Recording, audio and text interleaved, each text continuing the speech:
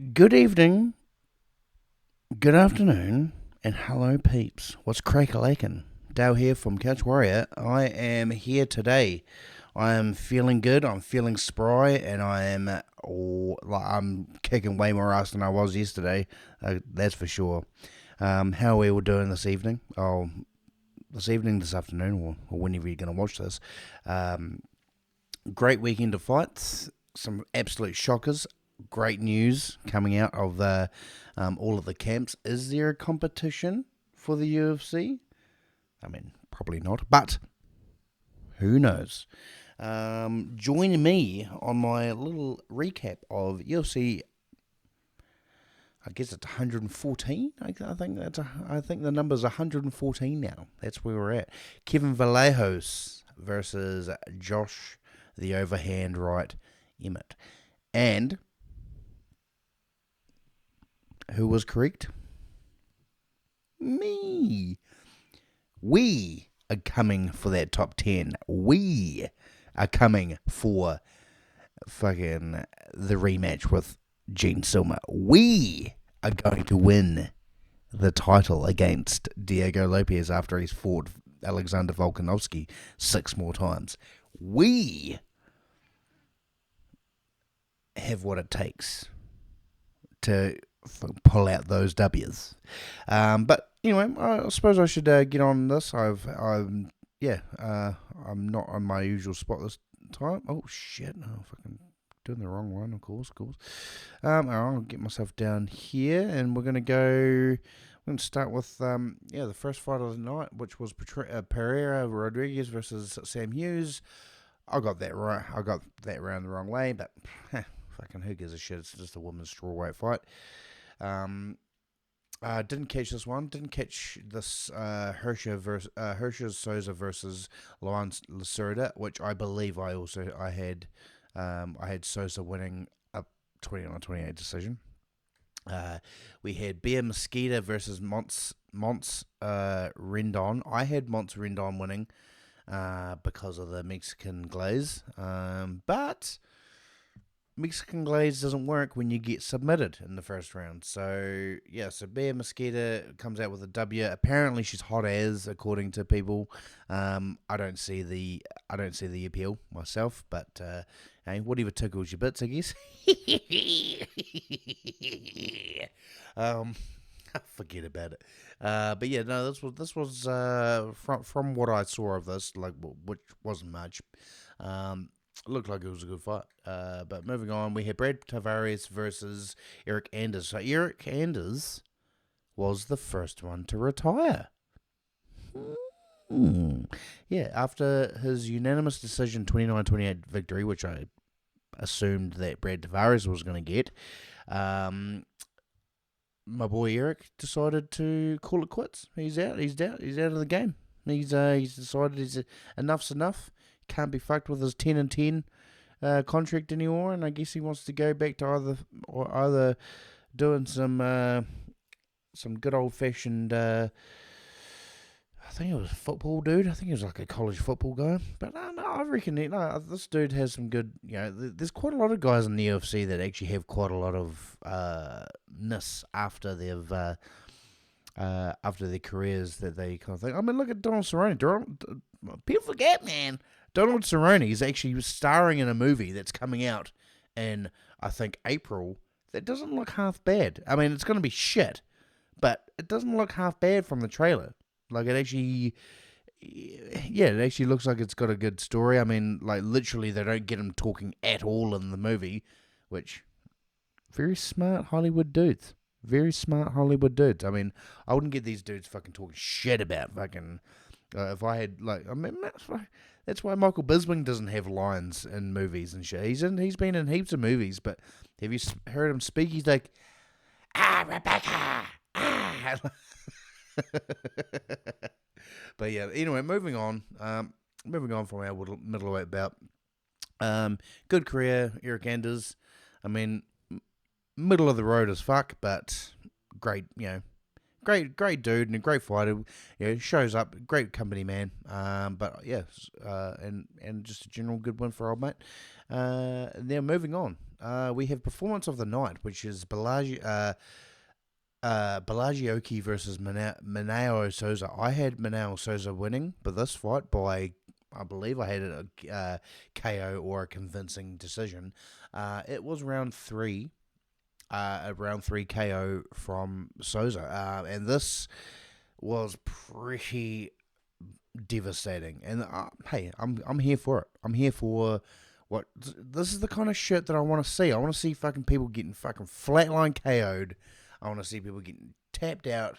I want to see people going for the finish, not just going for what they can go for. Anyway, this was a good fight. This one here was another one that I think I was in the middle of doing, so I had to go out, pick some stuff up for myself and whatnot. So so this one here, very good win for Manel Souza. Hey, Bellagio's got to go back to Belgium and figure out if he's going to eat Belgian rolls or where he's going to be training that chin. Training that strength and condition. But no, this is a good fight all in all. And there's a reason why it's performance of the night, because I believe that Oki was winning that fight, and then Souza came back from behind. From memory, I mean, it's been a couple of days now.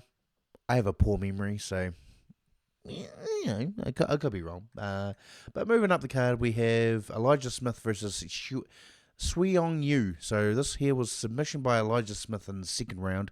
This was actually really good. This one, this fight was actually pretty badass. And it was a great win from Elijah Smith, which I thought he was going to win by KO, but real good. Just nice, just nice slick moves. Just was always one step ahead of you. Of you. Oh yo. And he just came out with the W. So this is a good win for Elijah Smith, and let's see what he's got next. Up the card we've got this is the featured prelim, which was Vita Petrino versus Stephen Esplund. I had Esplund winning this by decision / TKO.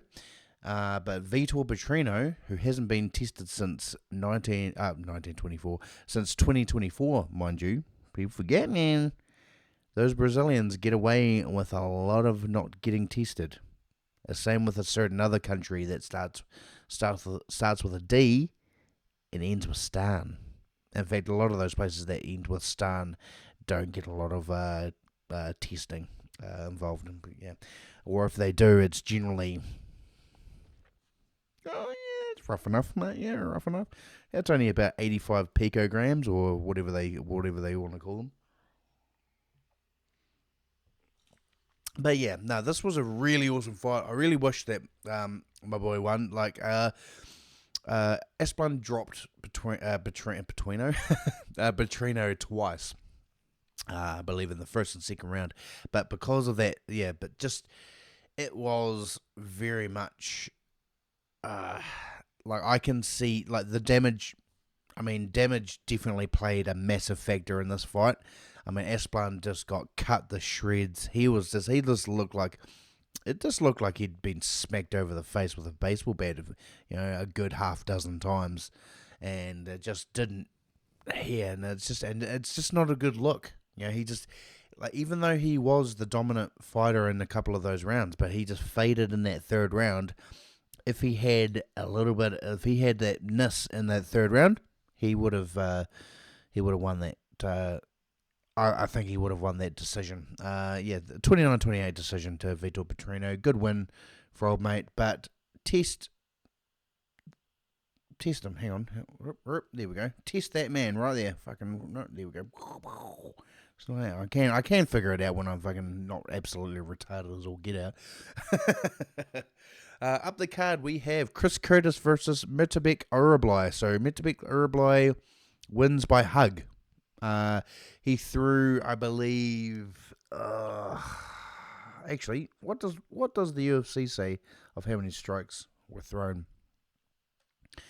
So 83 to 57, 19 of 24 takedowns.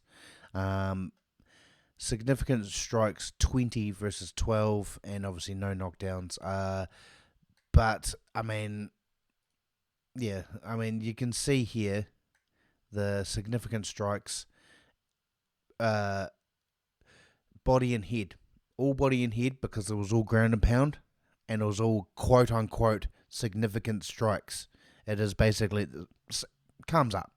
He comes outed thing. Old Chris Curtis.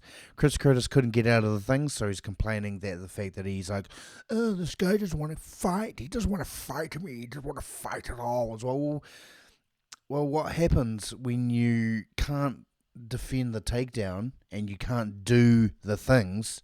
You generally lose the fight because you can't defend yourself and you can't launch offense. Even though you're getting completely shut down and you're not taking that much damage, in fact, it was pretty much no damage, that's what happens. And that's what these people need to, it's like, yes, they don't want to fight. They don't want to fight these fights that, in the way that a fight is. I mean, whenever you say, oh, I got into a fight the other day, you're not thinking, oh, I got into a fucking thing where a guy laid on me and fucking punched me 3 times. That's not a fight, right? I mean, that's just some guy coming over here and big brothering you. So basically, so Urablo wins by big brothering Chris Curtis, who's like 40. So, yeah, man, fucking 40-year-old Chris Curtis is he did look good. He definitely that's the thing, is that he does look good as a welterweight. He doesn't look drained and shit like some of these other people that come from middleweight down to welterweight. He doesn't look shit when he does it. But the problem is that these dudes that come from places like Kyrgyzstan, Dagestan, Georgia, the Caucasus Mountains, they don't fucking do that. This is how they fucking roll. Like Shavkat. Shavkat would have done the same thing, except he would have been trying to fucking submit you. But Oroblade didn't do that. So because he's too patient. I mean, this dude's been around since the Cretaceous period. So of course he's going to be patient. But hey, neither here nor there. I knew that he was going to win, and I wanted Urablade to win, but I didn't want him to win by Kamzarding him, because Kamzarding people it's just whack. It's not cool. At least, people complain about Islam Makhachev versus JDM. That fight was better than DDP versus Kamzat by a country mile. At least Islam was actually looking for submissions. He was actually looking for spots to actually get ground and pound. He actually was looking for these things. He wasn't just trying to hit him with his finger, like going, I smash everybody. Actually, no, hang on. I smash everybody because I've got a moustache. I can't have a moustache while I talk like that. That's right, my banana. But anyway, I digress. I'm getting fucking. Or as Sean Strickland says, I regress. Anyway, moving on. We have that was the main fight of the prelims. So why wasn't that on the main card? But anyway, Charles Johnson versus Bruno Silva. This here, my inner G was coming out, and this one I was like, fuck, come on! Oh my god, this fight really fucking got my blood boiling. I was like, oh my god, don't fucking. Because I'm going for my boy Charles Johnson. Me and Charles are, fan of the show, fan of the, and just general fan of me. And I'm a fan of him, I should say, not the other way around. But no, I was going for Charles the whole time. But yeah, there was a few times where I was just like, oh. Not the greatest, not the greatest, like he was getting backed up quite a bit from Bruno Silva in a couple of those rounds. I don't see how any of these guys would have gotten a 30-27. But it was definitely 29-28 Charles Johnson. He did more than Silva. which I had a feeling that he was going to do anyway. I think the call out of a 7 to or top 5 to 10 dude, I think is a little bit out of his range still. I believe Charles Johnson should be looking at that between 9 and, I would say 9 and 13. Just take it easy, kid. I just I'm just looking out for you, my man. Like, I just want to see, I want to see you spark out some dudes, brother. I want to see that skillet fucking rise again. But yeah, so this was a great fight. But anyway, moving on, we have Ion Kutalaba versus Umar Sy. So Umar Sy, it turns out, sucks at grappling to the point where he taps out before he's even in a full submission lock. So this was a great win by Ion Kutalaba. He is the can crusher. He is. So this is what I was saying when, like, on the other day, is he can win these fights in any given day. He'll grapple or wrestle fuck him or just do whatever. He didn't even need to wrestle fuck him that hard out.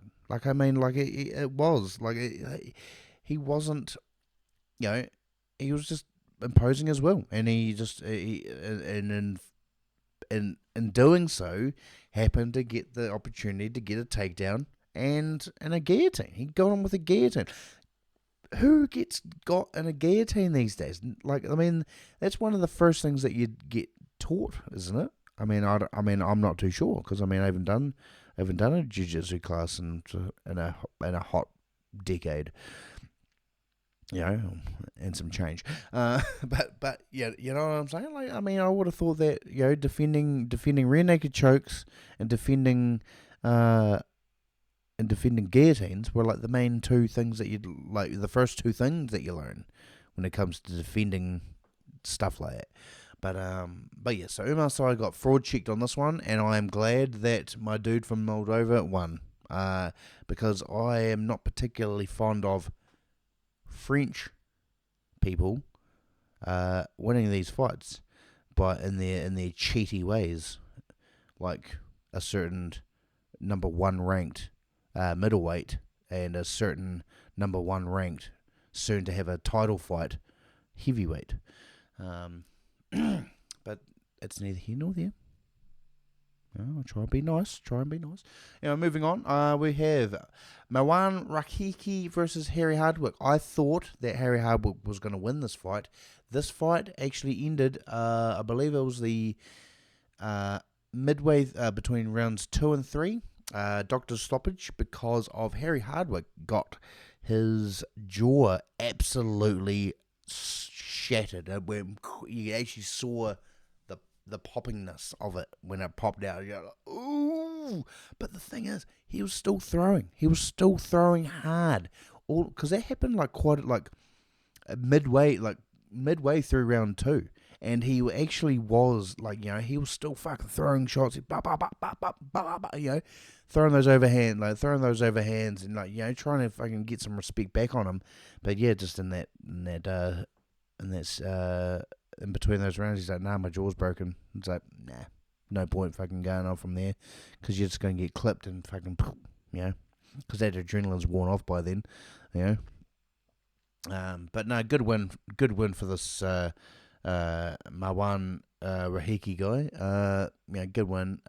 Harry Hardwick, hard luck, but hey, you'll be back, and surely because of this was the fight of the night. So that's an extra 100K. So that's pretty awesome, considering that he's just fucked his jaw up, and that's that's going to help. Well, because it was in the fight, he gets the insurance from the health insurance from the UFC, which is another good thing. Which I don't know whether or not he would have to stay in America for that process, but I mean, hey, either way, hopefully Harry heals up quick and he's back in to kick some ass again, because I feel like, there's a reason why it was a fight of the night, because it was, it was a banger, it was more BMF than the BMF title, You know what I'm saying? Like it's, but yeah, so that's that. So I am going to go up the card a little bit more. Man, I'm probably 20 minutes on. I didn't realize that. So this one here, I thought that Jose Miguel Delgado was going to win this. And it was a split decision. Split decision. Andre Fairley, again, like I said, he's starting to get a bit slow on it. Even though he's a big featherweight and he does like tower over a lot of these dudes, he doesn't have the muscle. He doesn't have the fucking like. It's not. He ain't just fucking bowling these cunts over. And that's unfortunately like because he's getting on in the age department. It's almost like you almost need to kind of fucking start pumping some weights and actually trying to get that kind of trying to get like increase that muscle mass. But yes, this was definitely a close fight, but it was definitely 29-28 to Miguel Delgado. It could have gone the other way, so that's what I mean. Like the fact that it's a split decision was not, it was. I was like, oh yeah, no, that sounds about right. Yeah, that was about right. Like there was a couple of rounds, there was a round or a couple of rounds where I was like, eesh. Philly might have got that, but you can't be leaving that shit to judges no more, because they suck. I mean, they gave Charles Johnson a 30-27. I mean, he did not win that fight 30-27. I mean, let's see who else is going to be getting 30-27s when they don't win, when they don't win their fights and stuff like that. But up to the co-main event, we have Amanda Lemos versus. Look how tired she looks, man. She looks like she's fucking sleeping. Like she looks more tired than I am when I'm fucking after a fucking hard night on the piss. So Gillian Robertson won a unanimous decision. I thought that, I was like, there was a couple of moments where I was like, oh, it could have gone either way. Like I could see them judging some of those rounds to Lemos, but thankfully,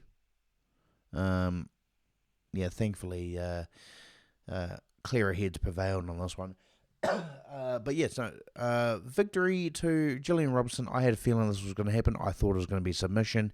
She got 1,000 takedowns on her, did the Calms Out special, and made this fight not particularly entertaining. But a woman's strawweight for you. That's what they do.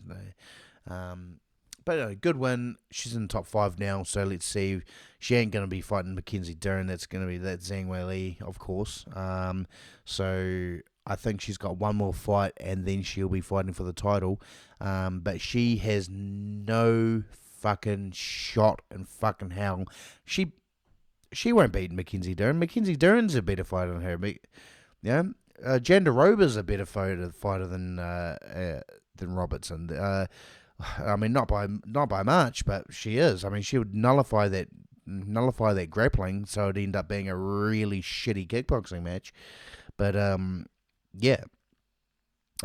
she doesn't stand a chance against those three. So I mean, I wouldn't even think about who else she would be trying to fight against before she fights for the title. But I don't see. I can see her getting. She's obviously going to be ranked 5. But I don't see her getting much further than that. But good shit nonetheless. I've always had a bit of a sweet spot for Gillian Robertson to come in. They really need to stop doing their photos when they're doing their weight cuts. They need to do them when they're like fresh, like when they're ready to go fucking like when they go fucking like when they want to go absolutely apeshit. But hey, yeah, what do I know? So main event of the evening is my boy Kevin Vallejos. Won his fight in 2.5 minutes.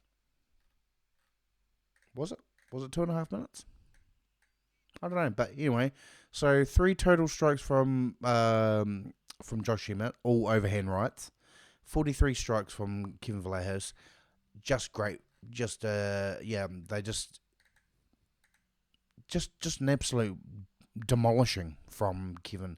Considering the fact that Ilia Topuria couldn't take out Josh Emmett with all the overhands coming at him. Fucking great win, and this is going to bring it. Like, there is a chance that they might just chuck him in the top 10. There is so many great fights for him. Jean Silva is the rematch that people are really looking forward for him to have. I mean, Arnold Allen. I think Kevin Vallejos is going to be fighting for a title. I mean, after Diego Lopez beats Steve Garcia and fights Volk for another 4 times. I think Kim Vallejos will be fighting Diego Lopez for the title in 2028. So good win, great win. We are coming for that title. But I thought I'd finish up with a couple of extra things. These are just going to be some nice wee quick things. So we have this blank ass weird thing that you can't fucking barely read. Like, why? Well, I can't fucking barely read. It's all fucking blurry as fuck to me. So I'm up here. So we have. So this is UFC Fight Night. Lerone Murphy versus Movsar Evloev as the I was just supposed to say UFC Fight Night London at the O2 Arena. It's coming up this weekend. It's going to be a late one. It's either going to be a really early one or a really late one. There are a whole heap of fighters on here that I can't read the names. I could barely even fucking see the dudes. That dude there that I'm fucking going over, that's Shamrock. Which is crazy because I'm pretty sure he's Irish. So we've got Shamrock versus some dude called Al Swadi or some shit like Plinto. This is that guy there. Boop, boop, boop. He speaks like Dizzy Rascal, lad. He's the guy who is he doesn't speak English, but he speaks perfect English. So I'm looking forward to that fight. I'm looking forward to this fight. I'm looking forward to Franco versus Plinto. I'm looking forward to Louis Sutherland versus. Oh my god. Whoever the fuck that guy's called. The Balkan Bear, I believe his nickname is. He's actually a New Zealander. Periak, something like that. Nathaniel Wood versus Keita. I think this is going to be either his debut or his second fight in the UFC. They want him to go hard out, but I think that's where he is. But we'll find out. We'll find out Friday when I do the predictions for that video. Then you got Mason Jones versus Solar. I'm going Mason Jones because obviously. Then main card you got fucking Roman Dolidze versus CLD. I mean, I love seeing corpses. Not literal corpses, but metaphorical corpses, and I think we're going to see one in that fight. Austin Lane versus Baranowski. I believe we're also going to see a corpse in that one. I believe that Baranowski is going to chin Austin Lane, that is. He is an NFL dude that's really tall and massive, so that's a lot of his ness. And then of course, I mean, I'm hoping that this is the actual order. Like I hope that this is the order, because I mean, Michael Venom Page should not be the opening card, like the opening thing of this fight night. It's just absolutely stupid. I mean, realistically, you got Campbell versus Silva, whoever the fuck these two cunts are. Why isn't Nathaniel Wood on the main card? Why isn't fucking Shamrock on the main card? Why isn't Mason Jones on the main card? Why isn't even Louis Sutherland? Why aren't these dudes on the main card of that fight? But hey, $7.50 country. Then you got again. So you got fucking Luke Riley. You got Luke Riley versus I assume his name's Steve as well. Fuck do I know what his name is, but I'll find out when I actually do my study and all that kind of stuff. But yeah, why is that the co-main? Why is that the co-main event? Shouldn't fucking Page vs Patterson be the co-main event to this, but hey, we're getting boxing heavy now these days. But yeah, and then of course we've got Lerone Murphy versus Movsar Evloev. I want Lerone Murphy to win because it's probably a bit more of a favourable matchup to Volk. Evloev, I mean, he's not. I mean, I'm surprised he's even made it to fight week, to be honest. I mean, he'll make it to this fight week. If he wins, he will probably be injured for another year and a half, because that's what basically happens, and there will be about 4 fights that get cancelled. And I think because Movsar Evloev is one of the most, I'm going to say it's like he is definitely in probably the top 5 of people that have been that have missed fights because they've been cancelled fights because of injuries. Or whatever. But moving on, I'm not going to dwell on that too much more. So we've got my boy Colbus. He's got some shit to say. He wants to fight Bo Nickel at 170. He's not going to fight Bo Nickel at 170. He is going to get what he's given at some point. And then he is going to, and then they're probably going to retire his ass. I think that they're not going to be they're not going to be fair to the dude, but which is a bit shit. But we'll see what he's got to say. All right, Bozo. I know you're a big fan of weight classes and refused to wrestle a 50-year-old man that was 6 pounds too heavy. And we all know someone of your moral superiority would never try to have a weight advantage in a fist fight. You won't stop talking about us being the same weight. Because they are. They're roughly around 190 to 195 pounds each.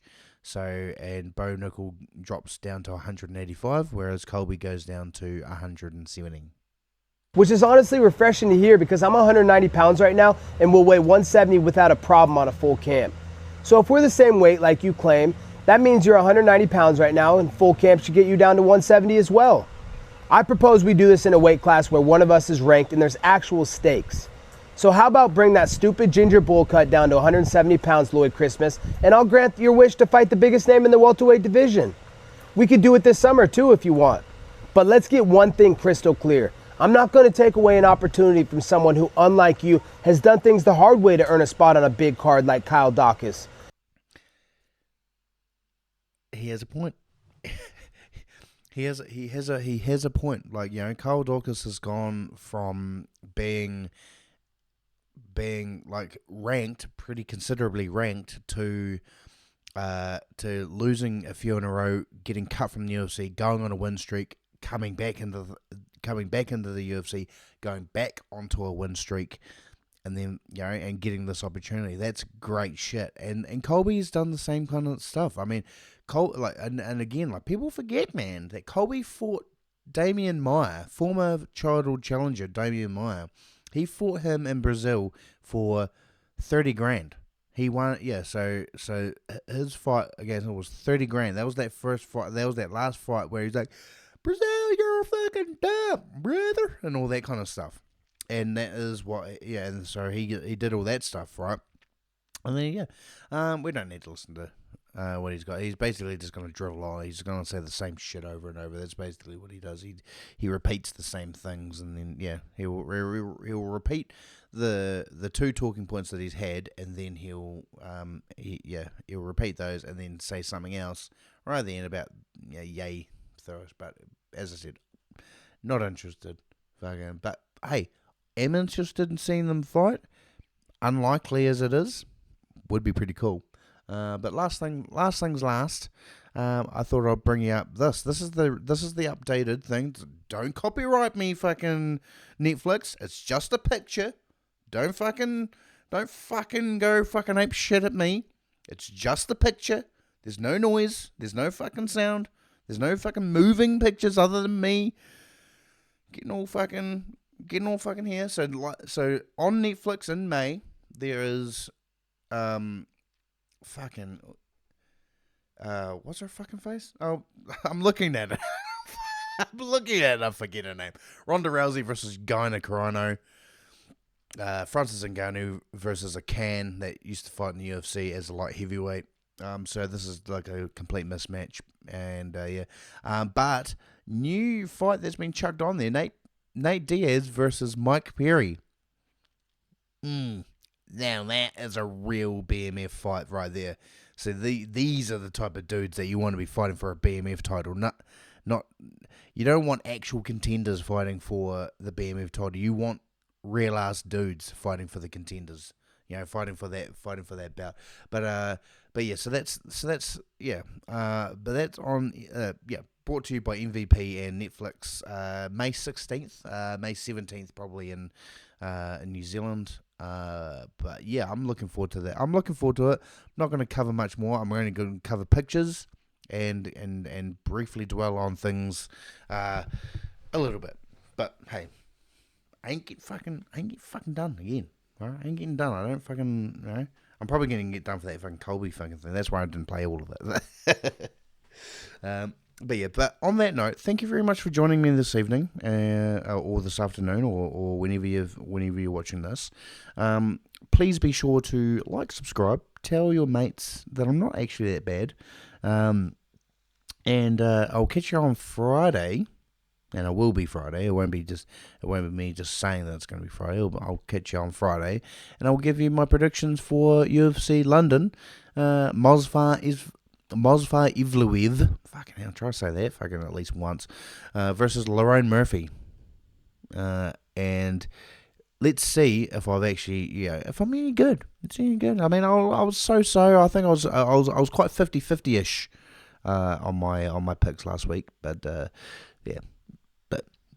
I reckon I'll kick some ass and shit like that. But thank you very much for joining me. I'll see you guys then, and have an awesome week. And if I don't see you this week, have an awesome one.